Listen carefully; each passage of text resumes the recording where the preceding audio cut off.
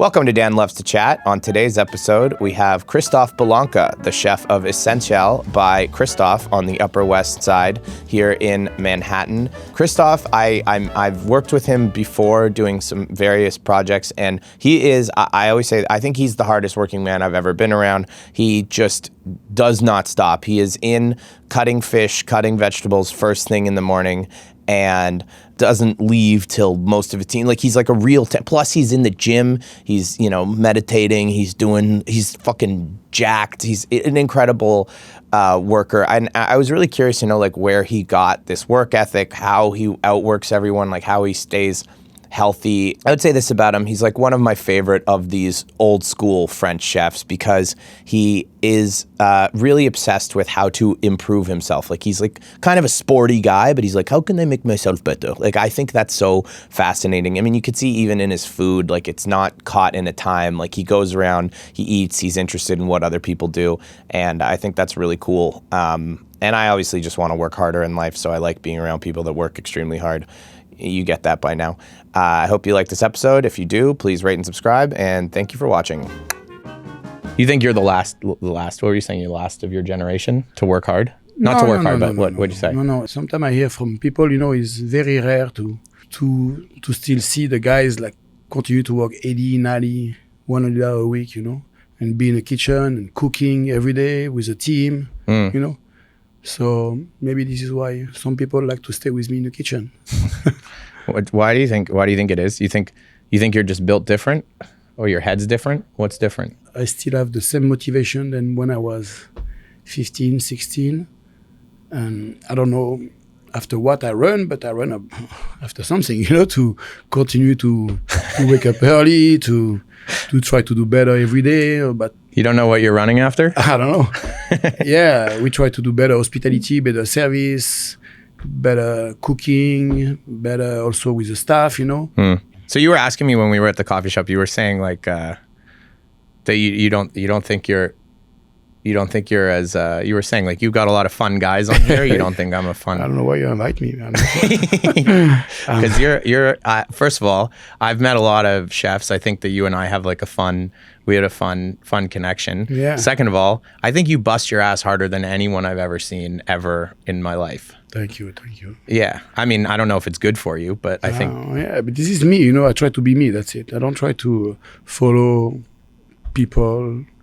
I try just to be me. Plus, you're like big, like you're a sizable man, and you work out, you got muscle and stuff. So you said what, you're 51, 52, 53? 53. 53? Yeah. You're pretty jacked, you work out like crazy, and you're big in the kitchen. I mean, a lot of people, I feel like, in their 50s and who are still working, they're smaller, and you've got a lot of mass to you. I try to stay healthy. I try to stay healthy, to go back to the gym like 4 or 5 times a week now, And do you like to have a lot of muscle? I like to feel good. That's it, I like to feel good.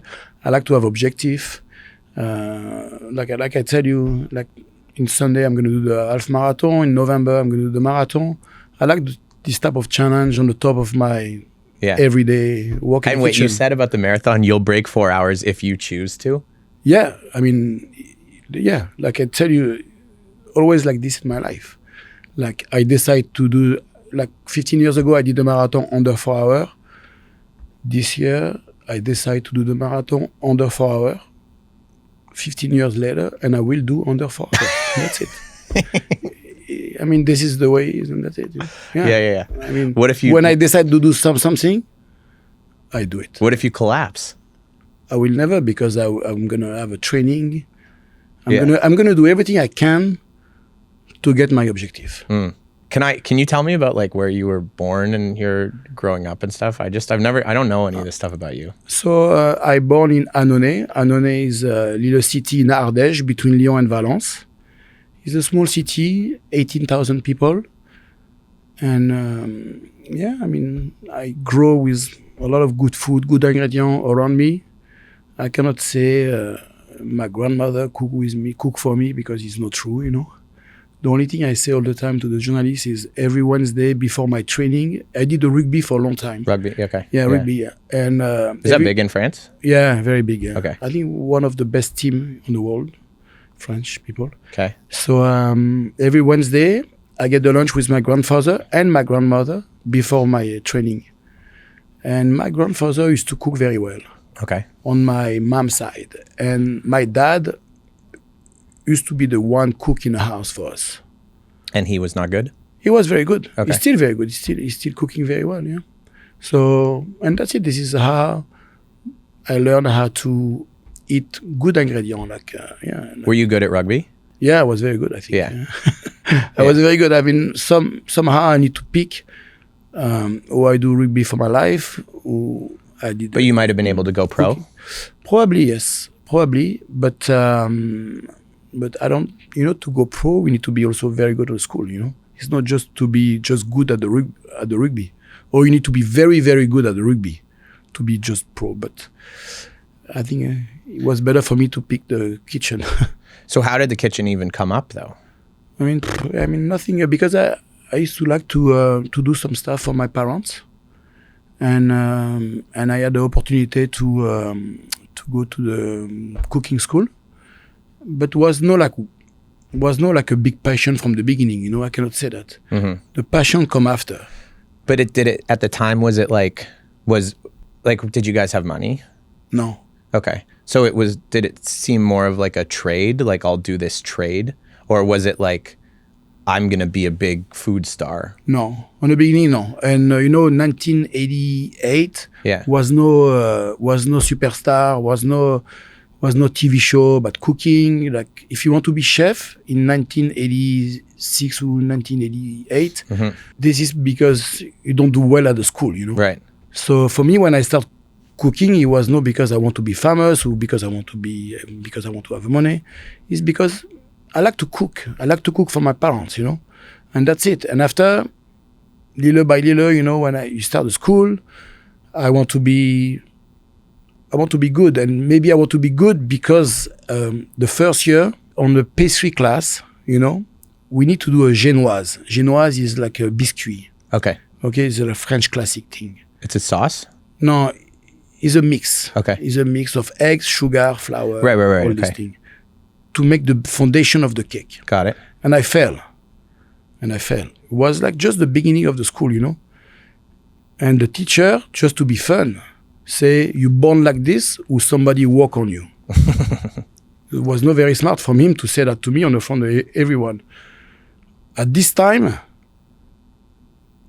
he put something on me where now I want to be the best. Now I want to be better than anyone. Yeah. Because that one guy's teacher said that to me on the front of everyone. Yeah. But the funny story is, after I was the number one in my class. After that. Yeah. But 20 years later, I meet these guys again when I work for Anne-Sophie Pic, because I go to the school in Ten-Hermitage, and Ten-Hermitage and Valence, they are very close. And these guys, 20 years later, bring his student to the kitchen at Anne-Sophie Pic, 3 Michelin-star in Valence. Okay. And I was there. I worked for Anne-Sophie for 6 or 7 years. Okay? And he was with his student. And of course, he see me, Christophe, I'm so proud, blah, blah, blah, blah, all the bullshit, But I remind him, on the front of all the students, what he said to me 20 years, 25 years ago was no approprié. And I still remember that. It's probably one of the things give me a motivation, to be better. What did he say to that? It was embarrassing, Yeah. Yeah, I cannot say his name. Is he still alive? Yeah, probably he's still alive. He's probably retired now. Yeah. But this type of people can have well, maybe a good effect in a way. Maybe a good effect, yeah, maybe. So you were a bad student? I was a good student. Good student? Yeah, I was. No, not in school, not in culinary, but in school. I was just okay. Just okay. I don't work very much, but I was just okay because I like sport and I was thinking more about rugby than about mm-hmm. than about class. Did the kids laugh? Yeah. They laughed. Yeah. And so you were really like, I'm gonna show them. Yeah. I mean, it was. I always drive my life like this, like I get something like this to get better all the time. You want me to fail? I'm going to show you I'm going to be better than you. It's always my life like this, Mm-hmm. Yeah, always. What did your dad do? My dad take care all the sport I don't know, stadium from the city, you know. Yeah, he was an engineer. Okay. Yeah. All right. So he's pretty My smart. mom was nurse. Okay. Yeah, they're still alive. And were they extremely hardworking? Yeah. Very serious also what they do. Always see my mom and my dad work very hard, yeah. But not crazy, like not... Not crazy because in France, we call these people fonctionnaires, you know, they work 5 days a week, 6-7 hours a day. But there was no one when you were young telling you that you had to be the best or like that you had to work. No. It was just kind of easy life. Yeah. Not easy, but like you did your sports and then you went home and... Yeah. Okay.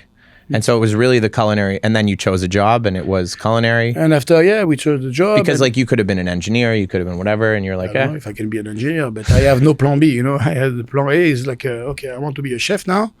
And because I want to be a chef, I want to be a good chef, you know. And after I have this competition in my mind, you know, I just want to be the best one in this kitchen, you know. I want to be a good land cook. I want to be a very good land cook. Yeah. You know, I want to be... Like I said, I don't know after what I run, but I always run. I want to be the best, you know. So we don't have any connection in the restaurant business with my mom and dad. Yeah.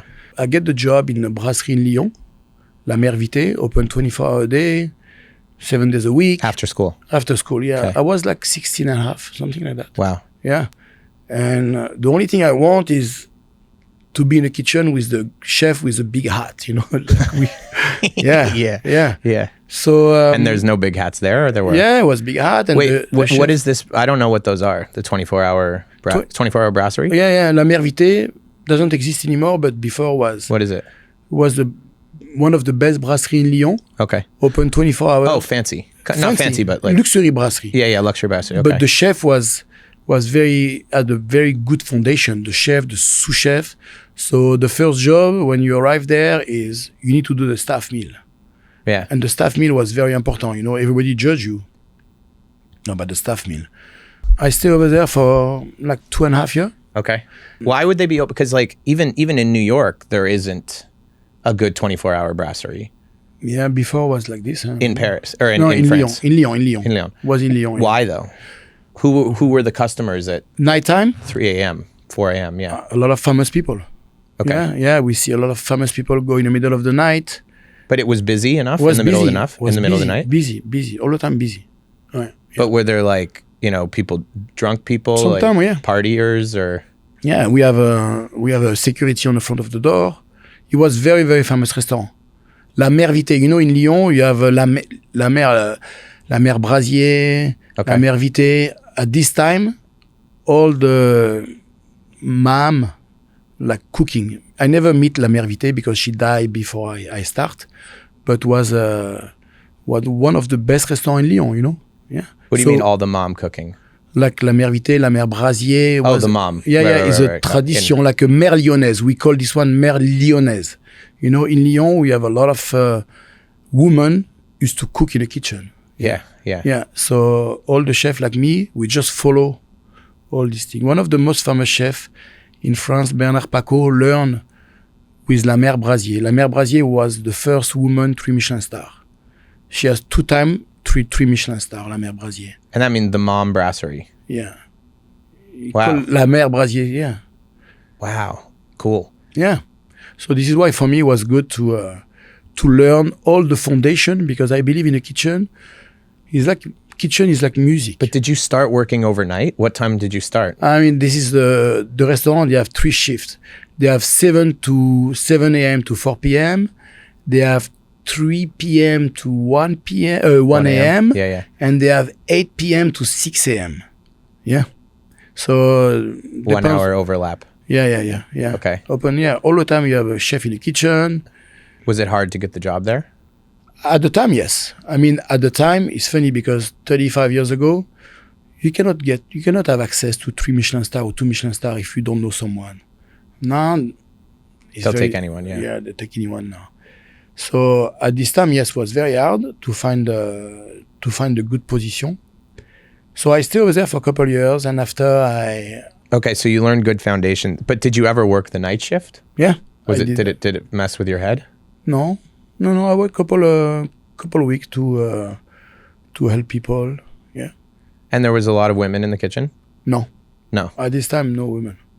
But the head chefs were women? No, the head chef was the guys. I say La Mère Vité. Yeah. The restaurant name is La Mère Vité because the fondatrice of the restaurant was La Mère Vité. Got it. The original chef. The original chef, yeah. And what was that? The team was nice? The team was very nice, yeah. I still in touch because we have a little group, WhatsApp chat, where all the chef, all the line cook and the chef from La Mère Vité, we're still speaking on the phone. Yeah. Were you good when you started? I was okay. Yeah. Like I say, if I was no good on something, I work more hard than anyone to be good. Yeah. Even from there? They could tell that you were a crazy worker? Yeah. Yeah, they still tell me about that. Really? They're very happy about to see where I am today, what I did after that, Interesting. Yeah. So from there you made the jump to fancy? Little by little, I get a job in Saint-Tropez at the Byblos Hotel. And the chef there was one of the best friends to Georges Blanc. So I worked there for summer season, April to October. And I think I did okay over there. And the chef asked me if I want to have a job with Georges Blanc. Georges Blanc was a 3 Michelin-star. So I said yes. Were you excited? Yeah. You start at this point, you cared? Yeah. At this point, I know I need to stay with 2 Michelin-star if I want to be good. And what did it mean to you at that point to be good? Because you were saying you chose cooking because it was a job, like any job. But after I love more and more and more and more. Did you ever go and eat at one of the 3 Michelin-star restaurants? Honestly, no. Yeah, I have this experience. Yeah, the first time I eat on a 3 Michelin-star restaurant was when I worked at La Pyramide à Vienne, when we did the staff dinner, end of the year, before the vacation. We all go to eat at Pierre Gagnère, Saint-Étienne. Okay. And I still remember what I eat. And you were already how many years into cooking? Maybe 6-7 years, yeah. So you didn't have one of those because cooking at La Mer, obviously that's more simple food. Yeah. So you never had one of those things where you just had your mind blown. Okay. No. You're just I want to keep working. I want to get higher up in this thing. I want to be good, better and better and better. And I know one day I want to work on 3 Michelin-star. And when I get the job at Georges Blanc, first time of my life, you deal with different type of cook, because all the cook at the time at Georges Blanc come from 3 Michelin-star, 2 Michelin-star. I was the only one come from a brasserie. So I need to work more hard than anyone to... Did they make fun of you? No. So that chef who told you someone stepped on your head or whatever? Yeah, he was my teacher at the school. Yeah. Sorry. Yeah. So he's the only one who ever really gave you one. Yeah, only one, yeah. You never had another person that was like, you suck? No. To me? Yeah. No. No, because after I did... You didn't suck? I don't think so. Maybe sometime. I did my best every day. I still do my best every day after so many years, Yeah, every day I try to do better than yesterday. Okay, so tell me about what it was like being with the high-level chefs then. I mean, look, at this time, 3 Michelin-star restaurant, in the kitchen, it was a lot of competition between chefs. Okay. Yeah, a lot of competition, a lot of... Now it's not so much? I don't think, a lot of... I want to say in France, I never experienced violence. People say in French kitchen, and they have some rude people, but I never see that. I work at Robuchon for a long time. I work with Anne-Sophie Pickles for a long time. Was a lot of competition, but always healthy competition. Always healthy competition between us to be the next chef de partie at the meat station, or to be the next chef de partie at the fish station. When you're line cook, you need to show the chef you're better than these guys to get the position. At this time was like this in the kitchen, Which is good. Was fantastic for me, because I like this type of competition. Sports. I like sport. I like this type of competition. Always with respect. As soon as people doesn't respect each other, this is where I don't like that. This is where for me it's no good to stay. You know? Why do you think you're like that? Because there are a lot of chefs, but there's a lot of people on sports teams. Like a lot of people are not nice, and you're like were there people who weren't nice to you in the beginning, and you were like, I never want to be like that, or were you just always kind of like a nicer guy? I'm sure for some people I'm not the nice guys. I'm sure in New York, a lot of people in New York or whatever, a lot of people will be happy to see me fail. But this is why I want to do better, because right. I don't want to make them happy, you know. yeah. This is the whole concept, you know. I try to be a good person. I try to be nice. Maybe for some people I'm not, you know. But even playing rugby as a kid, you weren't talking shit? No. Just No. quiet, do your job. No quiet. Yeah, my education, my parents always show me how to respect people, you know. So, Yeah, but I am who I am, and I'm not perfect for sure. sure. And in the kitchen, I'm not perfect also. More I get old, Yeah. I mean, I'm not very patient in the beginning. Yeah. But more I get old, more I try to work on this. Like I start a couple years ago to have some meditation, you know, to work on me, you know. Yeah. Because in 2025, 26, you cannot act like in 2000, for example. Right. If you act like this, you're going to be by yourself in the kitchen. Yeah. If today I act in the kitchen like I used to act when I was at Robuchon, I will have a lot of problem. I mean, at Robuchon, I was always respectful also, you know, but a lot of tension in the kitchen, you know. Today is a different period, you know. Today we need to deal with the new generation of the chef also, you know. And I don't want to say the new generation are just very different than the old generation, you know. And you need to deal with this. If you don't deal with this, You don't cook. you don't cook, you know. Yeah. You don't cook. You don't need to have a restaurant, you know. Like on a soccer team, you know. The people on a soccer team, they are very different than 20 years ago, you know. Yeah, they act differently. In the kitchen, it's the same thing, you know. So I learned how to deal with this new generation, you know. Sometimes I'm surprised. Sometimes I do not understand. But this is what it is, and that's it. You cannot fight with this generation, you know. It's the cards you're dealt. Yeah.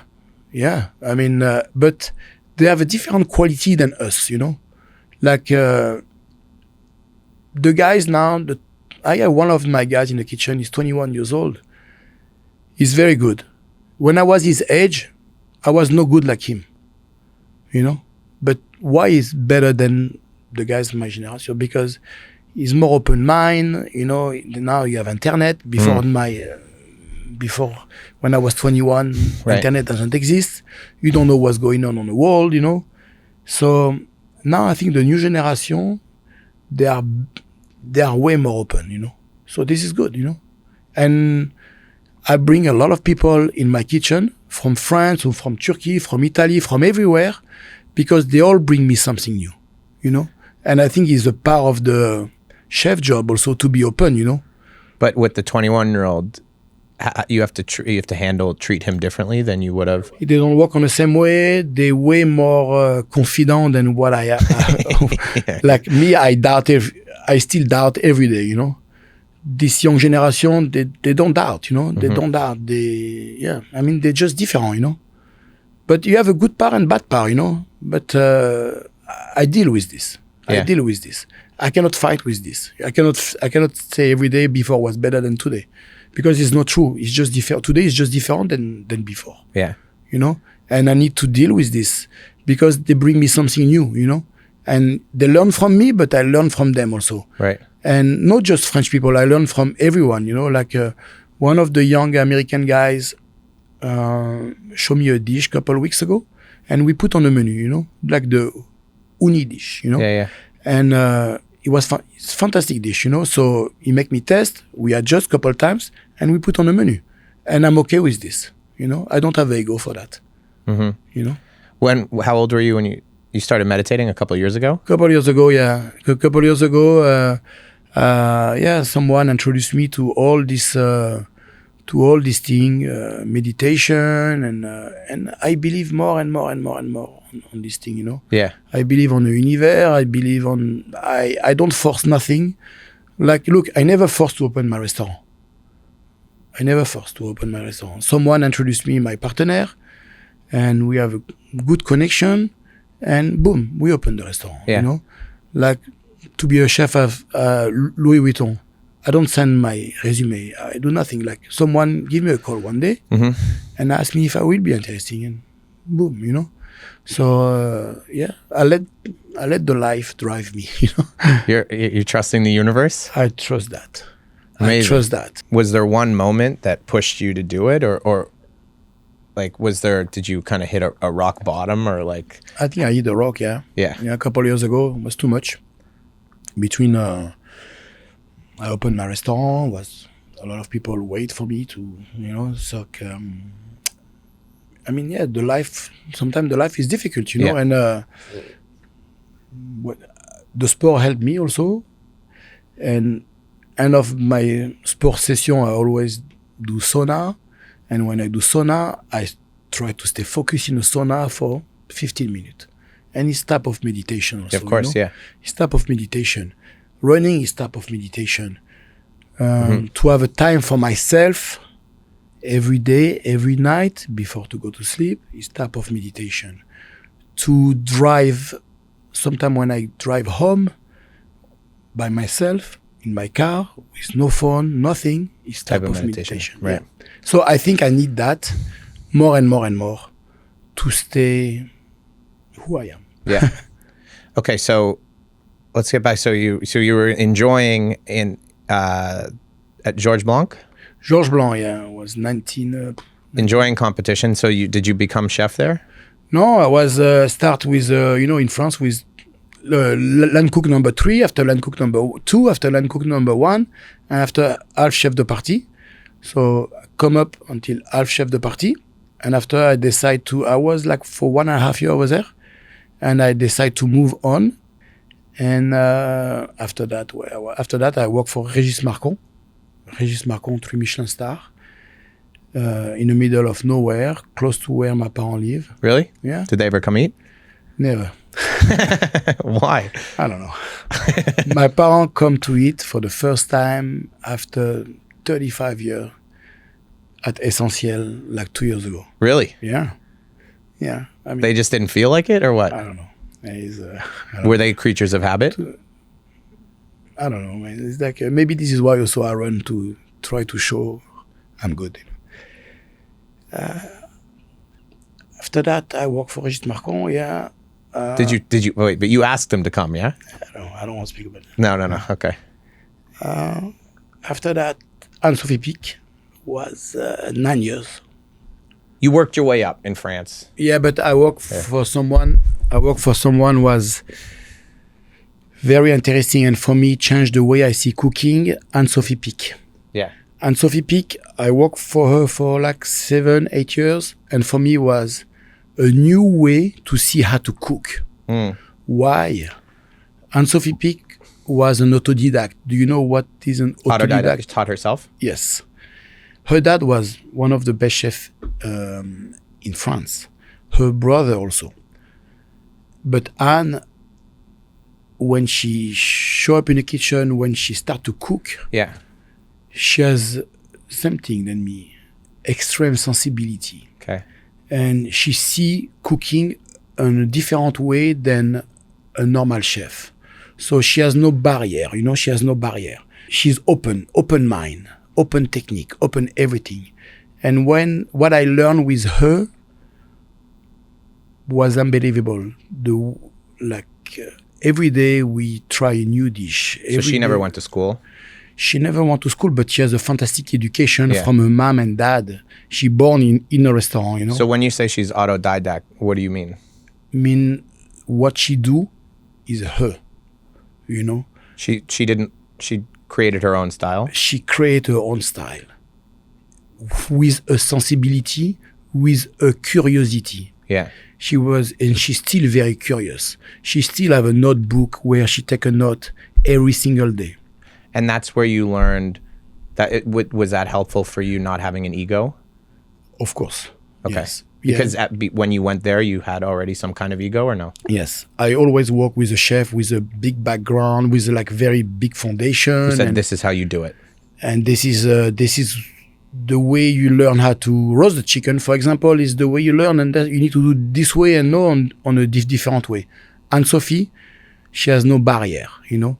Because when people criticize French food, Yeah. I think they would say that the problem with French food is that they don't have that open-mindedness. Probably. They look at the books from a million years ago, Probably. and they say, this is how you do it, and we're going to do it the best, Yeah. not why do you do it like this? Yes. So this is why with Anne-Sophie, I learn a different way to cook. I learn a different way to approach cooking. I learn a different way to approach a combination of flavor, you know? And for me, it was fantastic. Did you guys have like friction at the beginning? Did you come in with a big head and she said, no, you need to be more open? No. You just were inspired by her? Yes. From day one. And when I start there, we have a lot of people who was there in the kitchen for a long time with the dad before. So little by little, you know, we hire all the new generation of chefs, all the new chefs, and she keep the 2 Michelin-star, and after she go get the 3 Michelin-star, and she has an identity, you know. Yeah. When you eat at Anne-Sophie Pic restaurant, is Anne-Sophie Pic food, is Anne-Sophie Pic sensibility, and I still have a very nice connection with her. I wish one day she will open a restaurant in New York, and I mean every couple of weeks we speak on the phone. How old is she now? She's 55, 56. She's close to your age. Yeah. And also the husband, David Sinapian, all the time I have a business question, I ask him some advice, you know? Yes. But we are close now. I work for them. Now we are friends. Like they came in New York last year for 10 days. We eat together. They come to eat at Louis Vuitton, at Essentiel, and we have a tea tasting together. Yeah. And with David, we went at Central Park. With Nathan, they have a little boy. No little boy, he's 20 years old. He's going to do the marathon with me this year. Nathan, he's a chef also. Yeah. So yeah, Anne-Sophie Pic changed my life, changed my career basically, you know, and make me see cooking differently. Was there a moment that you had in that kitchen with her, or was it slow over time? Like, did you walk in and do you remember a specific moment where you saw her doing something and you're like, this woman's different? Yes. When I try to plate, I have a very hard time to you know, we finalize all the flavor, we finalize the technique of cooking, we finalize the ingredient, we finalize everything, and after it's time to put the plate together, you know. And I try, and nothing come out good. And Sophie Pic, she tried one time, and 1, 2, 3 is like, wow. This is when you see she's very different than everyone. And what did she think of you? Like, did she think... You should ask her. I will. But when she met you, did she think, oh, you're like a sports guy, like you're tough, and then she realized that you were very soft and understood things? I mean, or you were curious? Curious, hard worker, and I will do everything for her, you know. I will do everything for her. It was no day off at the time, was no like, we have an objective to do better every day with her, you know. And I mean, the connection between her, David Sinapian, the husband, and me was good, you know, and we just worked together. She understand I was a little bit different than the rest of the people, yeah. And I'm very proud and to see what she do now, you know. She's everywhere on the world now. She opened the restaurant, like she has like 8, 9 restaurants now. They all have 2, 3 Michelin-star, you know.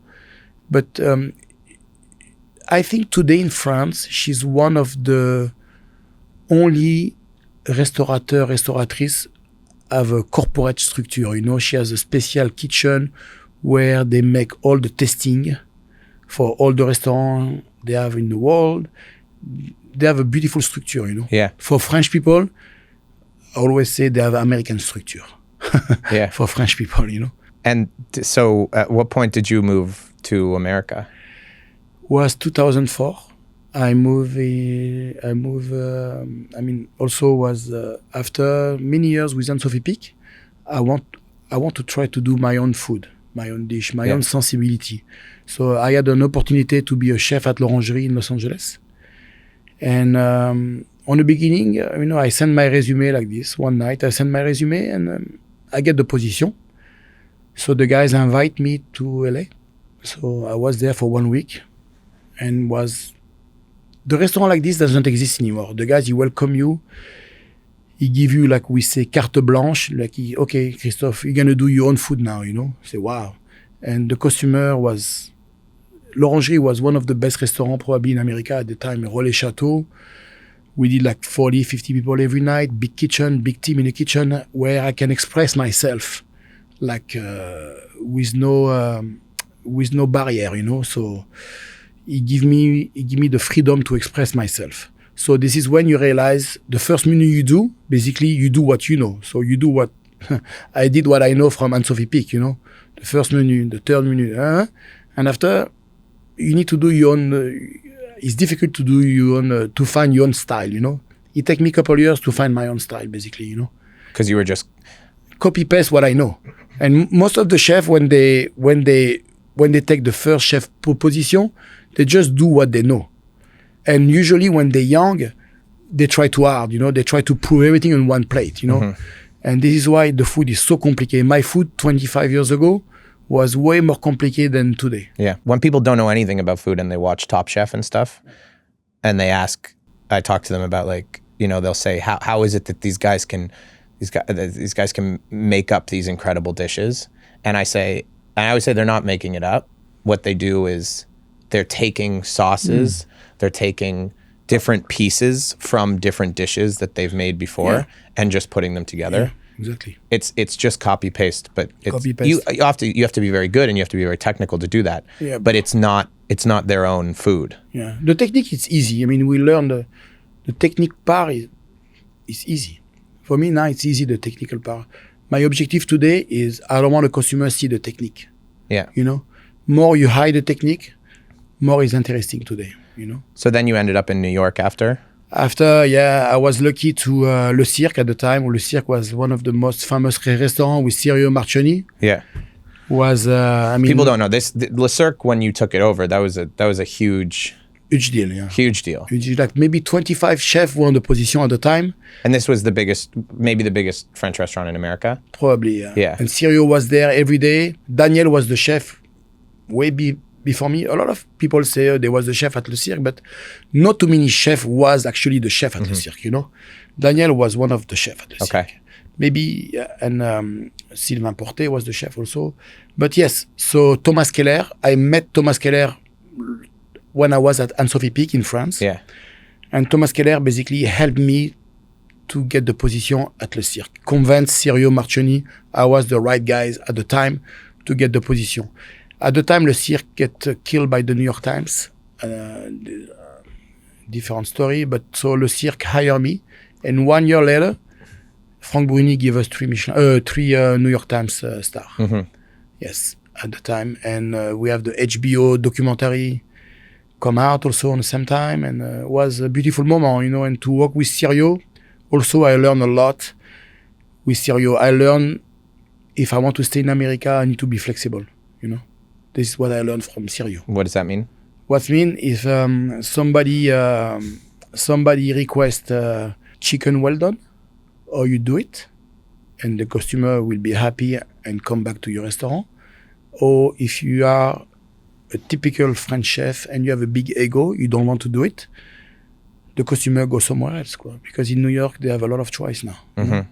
The difference between New York 1980 and New York 2004, now people, they have a lot of choice, a lot of good restaurants in New York where people can be happy, So, and I still apply this one today in my restaurant. When someone asks me something, most of the time I do what the customer wants because I want to make him happy, Because you're there for the customer. I'm here for the customer and I'm still here for the customer, And why Le Cirque was so famous, so popular, because Le Cirque, Cirio was not a chef, but was a true restaurateur, Okay. And the objective is to make people happy, So same thing for me today at Essentiel. Were you a big? Was that the first time you were like a big star? I don't think I'm a big star, but I mean, yeah, people try to like invited you to parties and stuff. Yes, respect me as a chef. And when I was in LA and when I was at Le Cirque, same costumer, same clientele. Madame Reagan was there, Aretha Franklin. I mean, I meet a lot of people. And for me was, at this time, no Facebook exists, no Instagram exists. I don't have a cell phone at this time, you know. And but I meet a lot of interesting people. For me, it was like, wow, you know. And but you need to stay humble, you know, to continue to do better and better. That's the funny thing about cooking, right? Is this, when you're really good, everyone wants to be friends with you, and then when you start going to all the parties, then you start to suck. Yeah, but I don't go to the party.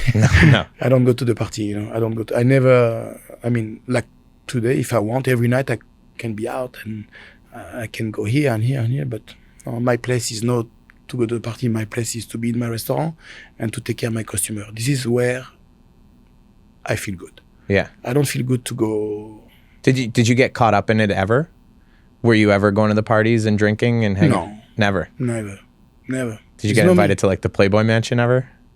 No. No. No. It's not me. And I stay who I am, and I'm not. I don't do like every couple of weeks I go out and I have a dinner with one of my friends. And we speak about business, give me some advice, you know. Sometimes I go out with my partner also. But usually it's around 9:30, you know. So to speak about the strategy, where we want to be. But no, I'm not the party guys. Nothing special. It's I'm ironic. a boring guy. So I mean, no, you're not boring. I'm a boring guy. But I try to stay focused on what I want to do and where I want to be. And usually, like I tell you, if I want to do the marathon under 4 hours, I will do the marathon under 4 hours. Yeah. In 2026, I have couple targets, and I will take. Yeah. I will go where I want to be, you know. And I have no doubt of this, you know. So I have a lot of doubt on my life, but this I don't have doubt. And so, how long were you at Le Cirque? 2.5 years. Yeah. Why did you leave? Why? I tell you the truth, because I have a lawsuit. Yeah. Yeah. I have someone at the time was bad. You know, I had a very bad interaction with one of the captain, I believe, was the captain, you know. But look, I recognize that it was my fault. I need to leave, basically, you know. Or if I don't leave, I get the lawsuit. So I need to leave. Really? Yeah. I don't know this story. Yeah. But I mean, to be honest, and it was one of the big lessons of my life. The interaction I had with these guys was not appropriate. And I learned. I always try to learn with the mistake I make. And it was my mistake 100% at the time. And just I learned. And that's it, you know. And Le Cirque was 2.5 years. Super successful for me. And I think for Le Cirque also. But I make a mistake and I pay for my mistake. And I get lucky at the time because Laurent Tourandel, my friend Laurent Tourandel, proposed me to work for him and to learn how to open the restaurant. Because I did only fine dining on my life. And to work with Laurent Tourandel, I learned how to open the restaurant in America. I learned how to do steakhouse, to open a steakhouse. We opened steakhouse in Charlotte, in Hong Kong, in Hawaii. I opened the burger place for him in Hong Kong also. And cooking is like music, you know. Music is not just rock and roll. Cooking is not just fine dining. You need to learn everything to be a good chef. So I learned with Laurent, and I spoke with Laurent yesterday actually. But every week we spoke about food. And to be a good chef, you need to know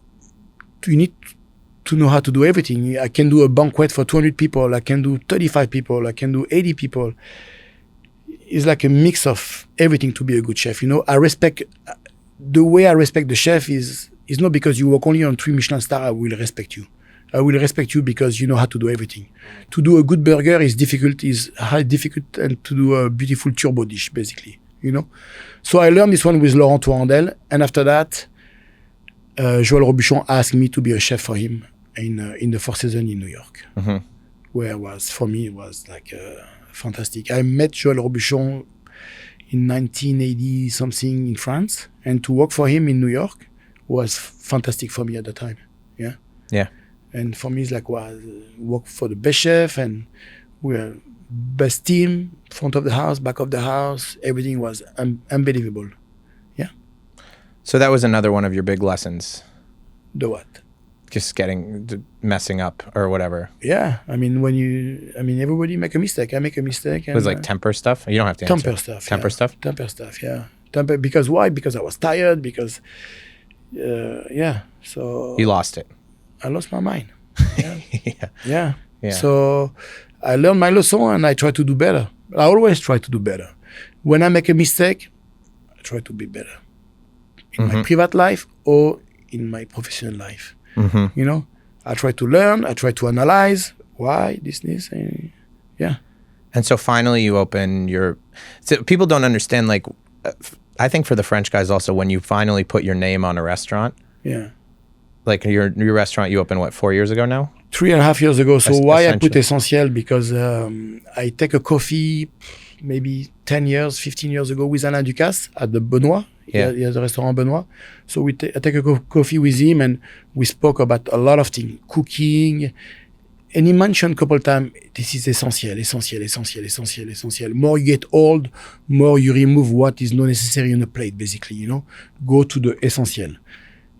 And after my coffee with Alain Ducasse, I called my lawyer. I say, I want to protect this name, Essentiel, if one day I open the restaurant. And for many, many, many years, I protect the name. And the life, like I tell you, the univers, the life mean Joël Robuchon pass, COVID happened, we closed l'atelier Joël Robuchon, and Mr. Lewis asked me if I want to open my restaurant in New York. He showed me the space, Upper West Side, and I say, why not, you know? But many people advise me never open the restaurant Upper West Side because it's difficult neighbor. So I stay 4 days to analyze the neighbor, and I say, I think I can do something here, you know? So we opened the restaurant over there 3.5 years ago, and I call Essentiel by Christophe. And today, a lot of people make me doubt about the name. And one day I was at Union Square, I take a coffee with Jean-Georges, and I ask him, what do you think? He tell me, Christophe, what is your first idea? My first idea is Essentiel by Christophe. He say, stay with your first idea and forget about what the people say. Yeah. That's it. Yeah. And it's been good.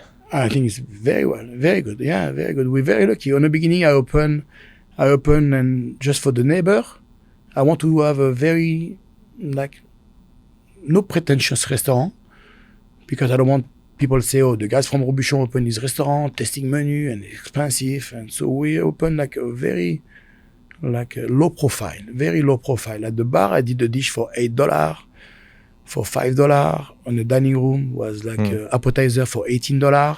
And the restaurant is doing very well, you know. Now we are neighbor plus destination, you know. So yeah, and we try to improve and we try to stay, the concept is essential. So we try to stay with the concept. How I stay in the concept? Sometimes when I have a doubt, I ask friend, and Sophie Pic, when she come in New York, she eat in my restaurant and she give me a report. Yeah, I'm okay with this. Yeah. I don't have ego for this. Arnaud Dunkel also come to my restaurant, and the next day we have a meeting for half an hour and tell me everything he was thinking, you know. So you have two choices. Or you put your ego in your pocket, or you say, this guy, he doesn't know what he speak about. But my choice is to put my ego in the pocket, to listen and try to do better. Mm-hmm. And I still do this all the time. I have some people, they come to my restaurant, they eat for free, and they give me a report for food, service, hospitality. Yeah, I remember because what's his name? The critic from Eater, Ryan Sutton. What he gave you? I don't remember. Did he give you a bad review or a good review? He never give me a review. Never give you a review. Essentiel, no. I asked you to ask him to come. Not for a review, even just because you wanted to hear his opinion. Yes, because I think, I don't know if I agree with him all the time, but I like to have people. He's a professional opinion giver. Yes. I can learn something. Yeah, I always can learn something. When I read the review on OpenTable, on a Resi, on a Google, I always learn something. And Even the bad reviews. even the bad review. Because the bad review, okay, they are bad, but maybe you can learn something from this bad review. You know, it's the opinion of the people, you know. And sometimes it's difficult to read. And we're lucky, we still have 4.8. For a long time, we have 4.9 in Google. On but Google. now we have 4.8. Well, how'd you get dropped down? Some people, they're not happy, baby. I don't know. We try Hey, if to you're an expensive restaurant at 4.8, that's pretty good. Yeah. So, Have you ever been at a restaurant that's gotten a really bad review? used to work at the restaurant with bad review? No. Never. You never Never. got like destroyed in the New York Times or anything? No, never. I can't imagine how hard that must be. I mean, at Joël Robuchon, Pete Wells give us a okay review. Yeah. And I was not very happy with this. But I think Joël Robuchon was an easy target Of course. to destroy. But you don't destroy us. And I read the review probably 40 times. And The Pete Wells. Pete Wells Yeah. review at Joël Robuchon.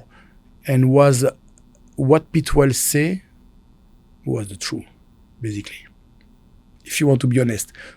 And I try to be honest with myself. But was not all my decision, was not my decision. But if you read the review, Do you remember it still? of course I remember. What was he correct about? About the price, about the tips included with the price, about the So it was hard to read that, but to be honest, I try always to be honest with myself. But yes, he was correct, and he come to my restaurant one time, and I know To Essential. to Essentiel, Yeah. and I know he was happy. Yeah? How do you know? Because I know, but he never make a review. Yeah. Yeah, but I know he was happy, and I know my cooking at Essentiel. He loved my cooking at Essentiel more than at Joël Robuchon. Yeah. And what lessons do you think you've learned from now having your name on a restaurant? Like, how are you better now than you were when you first opened? Hard moment to deal with some of the team members, some of the consulting people I hire from the beginning, you know.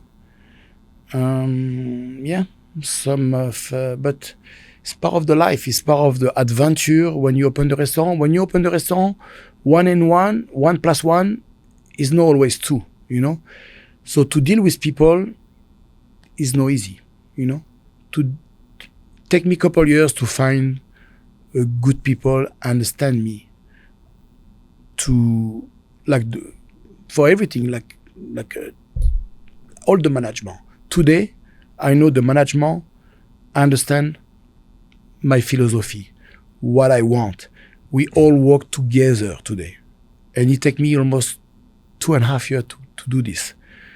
We all work together for the hospitality, for the detail, for the service, how we can do better. Every week, we have a meeting. Every week, how we can do better this, how we can do better this.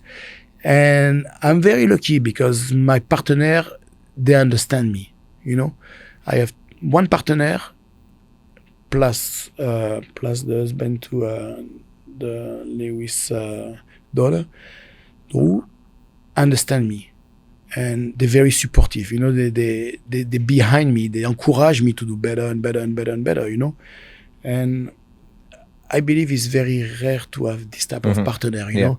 They never ask me. They want to have better result. They want to do this. No. At Essentiel, we don't cut anything, you know. We do what we should do to give the best experience to the customer. And this is why also every night we have a comment for the customer, take a picture with the customer, and encourage me to do better and better and better and better, you know. So this is why I have a project in Midtown to offer a lunch for my customer. Because I want them to have a lunch. Because I open only for dinner at Essentiel. Yeah. Wait, what does the tattoo say you were saying? Your tattoo here? Humility. Yeah. And perseverance. Perseverance because how many times I can give up in New York in the past 25 years? Many times. Chef life is not easy. Like, you know the chef life. We see a lot of people come and go, you know? I know the chef life from the outside. I don't know what it is from I mean, a lot of people come in New York and want to be want to be a next Eric Ripper, want to be a next Daniel, want to be a next Jean-Georges, but they all come and they all go, you know? Not too many people stay. Yeah. Not too many people still here after 25 years. You know, you need to have a lot of perseverance and also humility, you know, because New York is the city, probably is the more difficult city to open the restaurant. It's the more difficult city for the chef. A lot of competition, you know. Healthy competition, but a lot of competition. But I find my balance also in New York because, I mean, I'm very close with Eric and these people never encourage me to stay, you know. Yeah. So good friends, encouragement, perseverance, humility. You are one of my friends. I am one of your I don't have too many friends because, you know, I think that I learn how to protect myself with all these people, you know. Yeah, I learn. So, but you're the good man. Well, you'll have to come back. We'll do it again. Thank you. We'll do it again. And I think we'll go traveling and do some shows or something on the road, me and you one day. Please. Yeah. Please. I'm always thinking about the new concept. Be careful. Well, I think we should go My mind is always... We should go eat it at Sophie Pic. Okay. You know, I have Make a video. I have a concept of one more concept. I have too many concepts in my brain. Because I love Harley Davidson, you know. I'm yeah. I buy so many. I mean, I buy and I have a concept with a motorcycle. So go everywhere in America. On a motorcycle. On a motorcycle, stop in a city to eat and to have a little show, you know. Great. Yeah. Let's do it. We'll do it. Anyway. Next time. Appreciate it. Thank you Thank so you, much. Dan. Bye-bye. Thank you. Au revoir. Au revoir.